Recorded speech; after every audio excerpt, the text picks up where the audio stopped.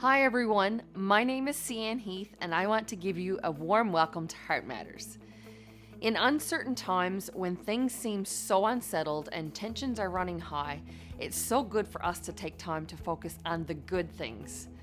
The Bible tells us in Philippians 4:8 to think about things that are true, pure, lovely, and praiseworthy.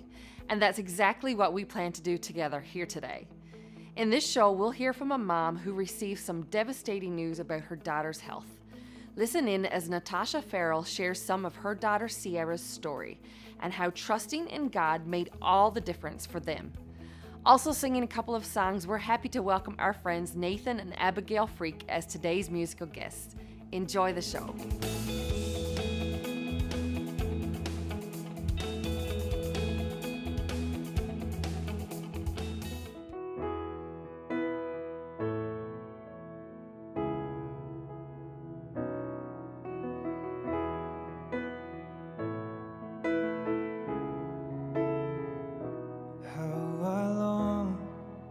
To breathe the air of heaven, where pain is gone and mercy fills the streets. To look upon the one who bled to save me, walk with him for all eternity.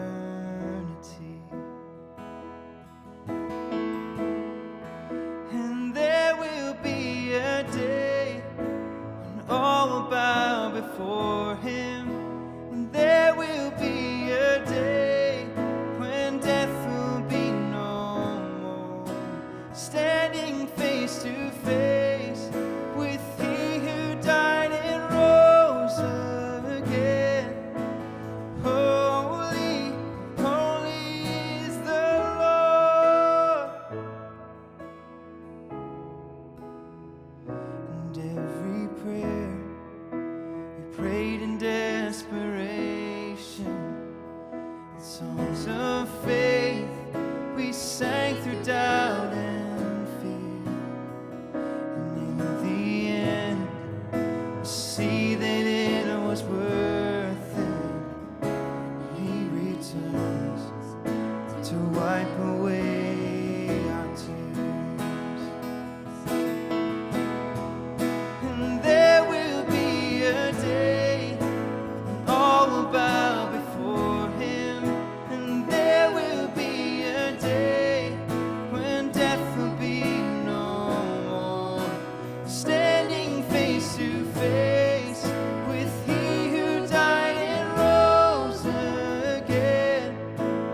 Holy, holy is the Lord.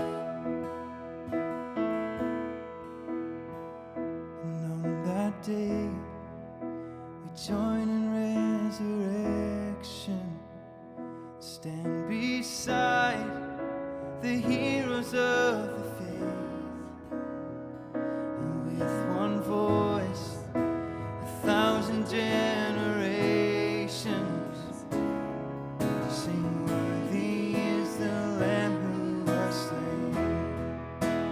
And on that day we join the resurrection, stand beside the heroes of the faith, and with one voice 1,000 generations sing, worthy is the Lamb who was slain. Forever he shall reign. Let it be today we shout the hymn of heaven, with angels and the saints we raise a mighty roar, and glory to our God who gave his life beyond the grave. Holy, holy is the Lord, so let it be today we shout the hymn of heaven, with angels and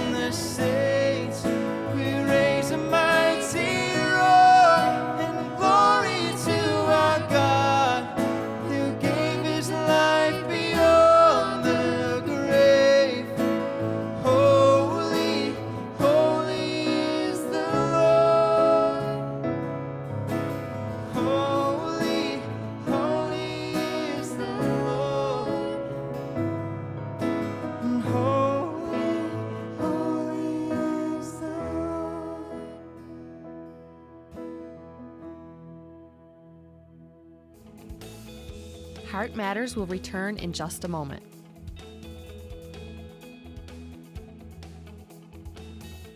Begin your next outdoor adventure with Notre Dame Recreation, where you'll find a full line of BRP products. From fun in the snow to riding the waves and adventures in between, they've got it covered with Ski-Doo, Can-Am, and Sea-Doo products. Visit your nearest Notre Dame Recreation Center. Scott's Transport Limited is a family-owned and operated full transportation company located in beautiful Deer Lake. In business for over 25 years and with a fleet of modern equipment and dedicated team, we service the growing needs of businesses from Newfoundland and Labrador to Ontario and locations in between. If it matters to you, it matters to us. RE/MAX would like to say thank you for allowing us to be a part of the most important transaction of your life. Our mandate is giving back to the communities that serve us. We will be honored to help you with your next move. Call any of our offices today and let one of our RE/MAX agents go to work for you. Closed captioning provided by Terry's Tents, offering services such as printing, embroidery, craft supplies, and canvas fabrication for over 30 years. Located in Happy Valley Goose Bay.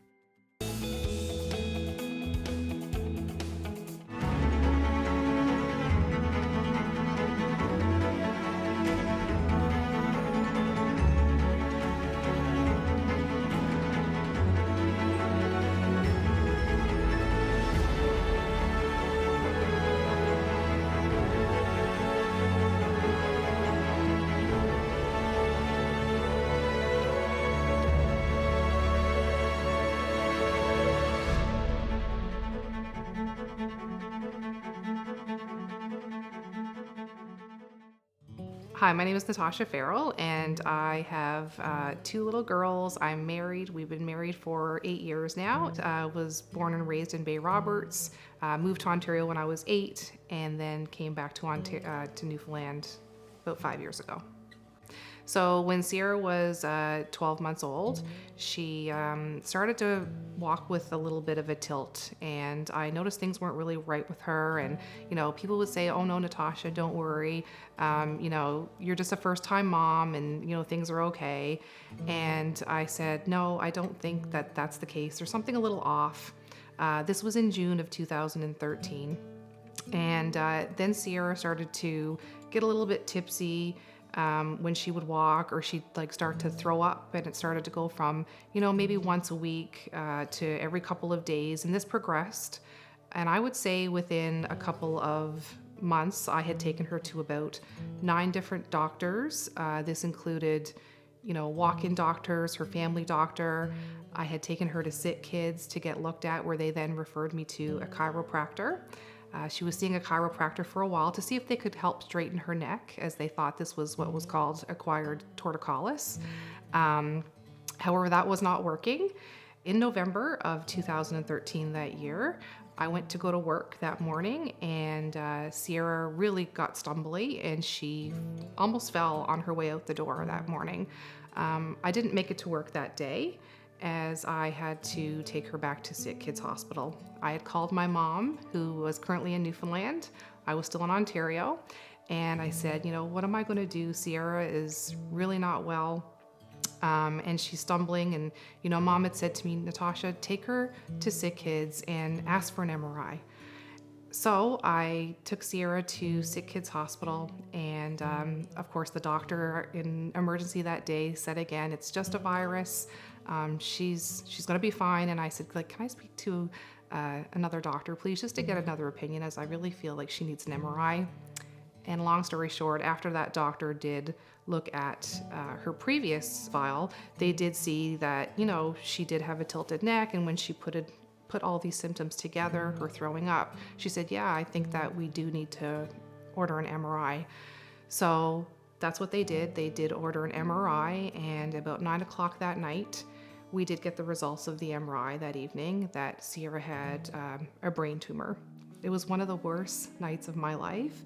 I did call my mom here and told her that Sierra had a brain tumor, and that the next day she was going to have to go for surgery. And that night, my mom and my grandmother literally picked up their purse and went right to the airport.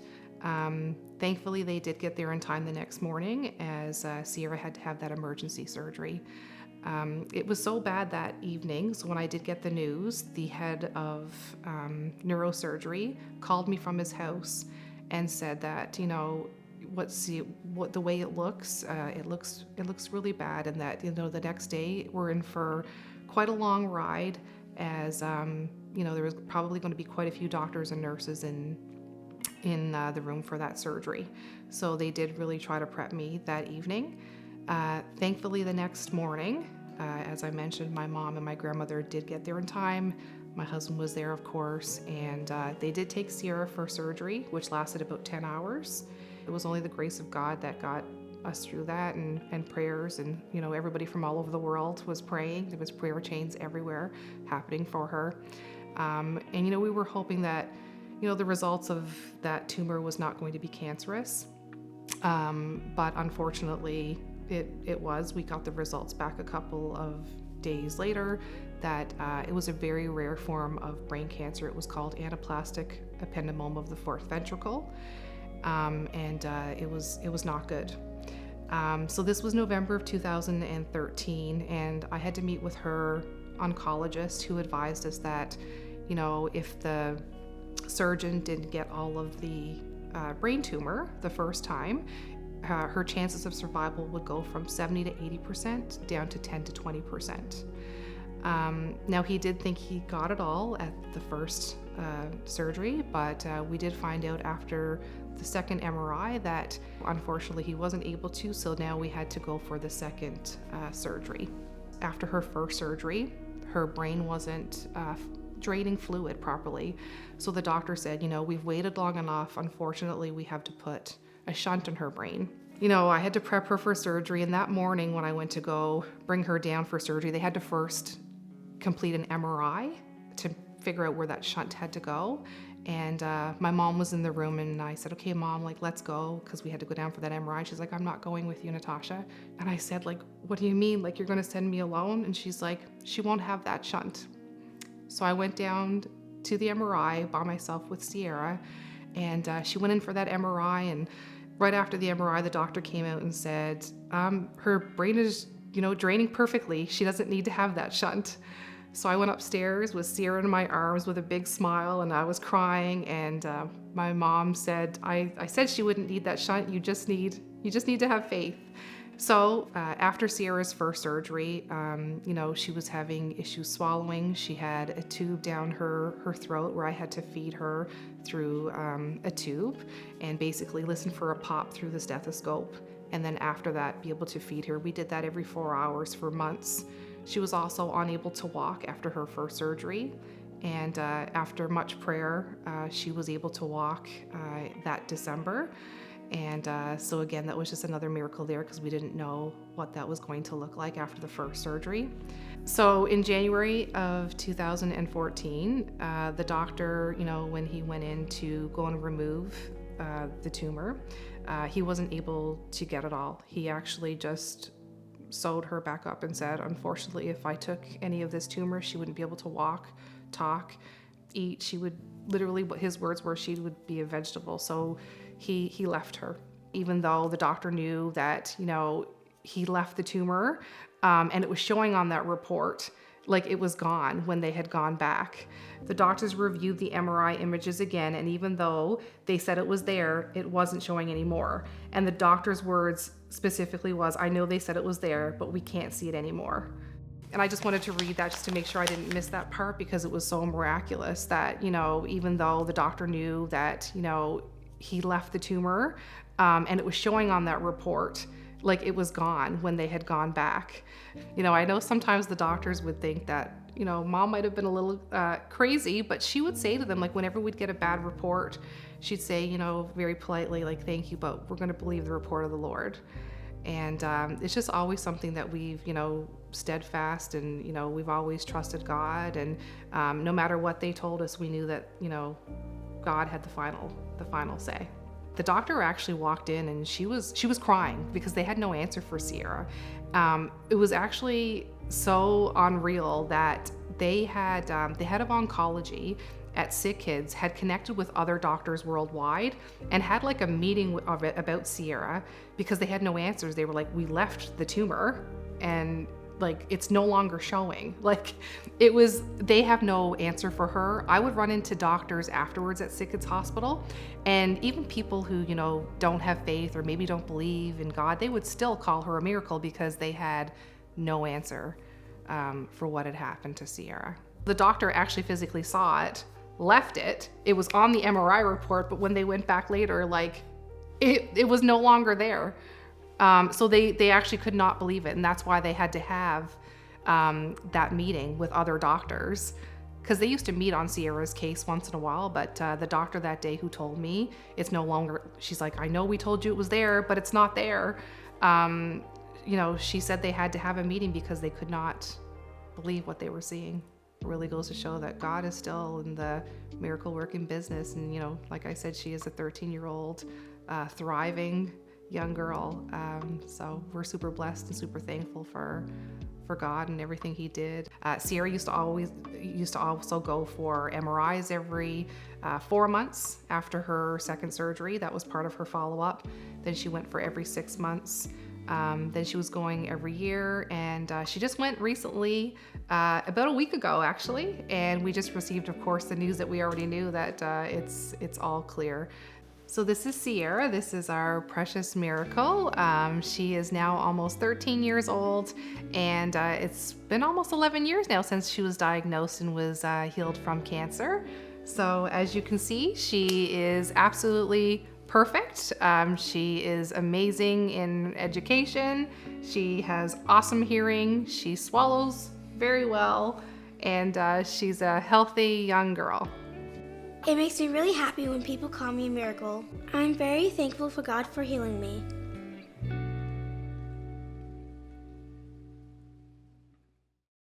It's clear that we believe God works through people. Every story, song, and message that is shared here on Heart Matters is done through people.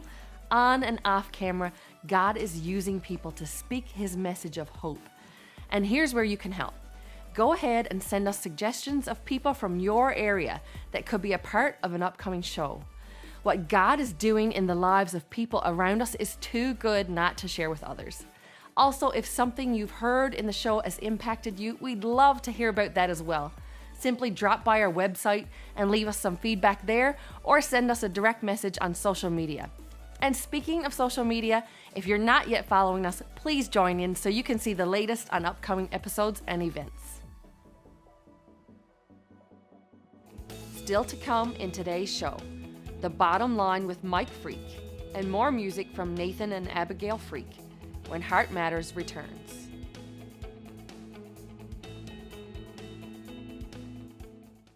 Looking for a quiet, clean, and economical place to stay in central Newfoundland? Emmanuel Convention Center offers hotel and motel rooms, cabins, bunk rooms, and RV lots. We are a family-friendly site featuring nature trails, a playground, and sporting areas. Give us a call today. From envelopes to tractor-trailer loads, Dooley's Trucking caters to all your shipping needs. Capable of meeting all your shipping requirements throughout Newfoundland.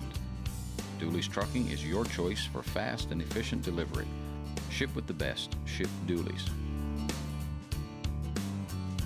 My name is Brandon Lee Mullet. I'm the owner here at Gander Appliance and Furniture, and I'd like to welcome you to our new showroom right here in Gander. We carry a wide variety of furniture brands, including Canadian-made Decorest, Canadel Dining, and a large variety of Ashley furniture. We also carry major appliance brands such as Bosch, Maytag, and Whirlpool. Come visit us at 60 Armstrong Boulevard in Gander or 1 Fairview Street in Lewisport.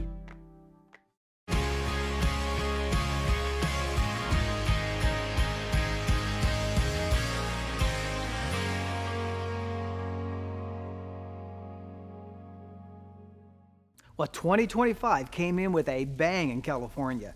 Most of us were glued to the television watching a series of 14 wildfires sweep through areas of LA and San Diego County from January the 7th until January the 31st.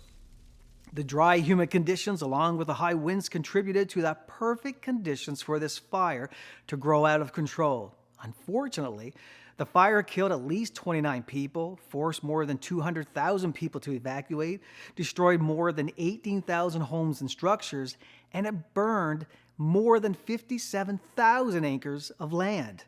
Needless to say, those fires left a path of destruction in its wake. Watching this destruction unfold was heartbreaking, and it didn't matter if you lived in a modest home or in a mansion. It destroyed everything in its path. Many celebrities lost everything that they owned, and it forces us to ask some hard questions. What would you do if you lost everything? How would you move forward? You know, in moments like these, we're reminded of the fragility of possessions, things that we work so hard for, things that we think are so important, you know, our houses, cars, clothing, keepsakes. It can all be taken away in an instant. And it's easy to place so much value on these things, but when they're gone, we're left with a sobering truth. Possessions don't define us, and they aren't what truly matters. When faced with loss, we often gain clarity. And as a pastor, you know, I've walked with people through some of their most difficult seasons of life. And whether it's losing a spouse, a child or grandchild, or a diagnosis of an incurable disease, and it's during those times that people often describe to me a sense of clarity and focus. Because in those times we see things for as they truly are, and we understand what's most valuable, and we see that what truly matters aren't the things that we own, and they don't even think about the house or the car or the vacation that they like to take. But they think about the relationships that we cherish and the love we share and the faith that we hold. People who have walked through devastation often say the same thing. It's not the things that I lost that I miss most. It's the memories and the moments and the people.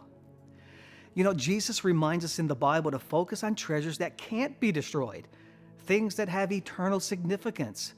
Well, what are the treasures that truly matter? Well, a relationship with God, our family, and a life lived with purpose, knowing our ultimate home isn't here, but it's in heaven. You know, I often liken the things of the world to cotton candy. You know, you can gather as much as you like, but in the end, it all dissolves and it eventually fades away. And truthfully, just like cotton candy, that doesn't really fill the hunger in our lives. And it only makes us long for something more significant and something that truly satisfies. So the question is, where's your treasure? Because the bottom line is this: is your heart set on things that will eventually fade away, or are you investing in things that will have eternal value?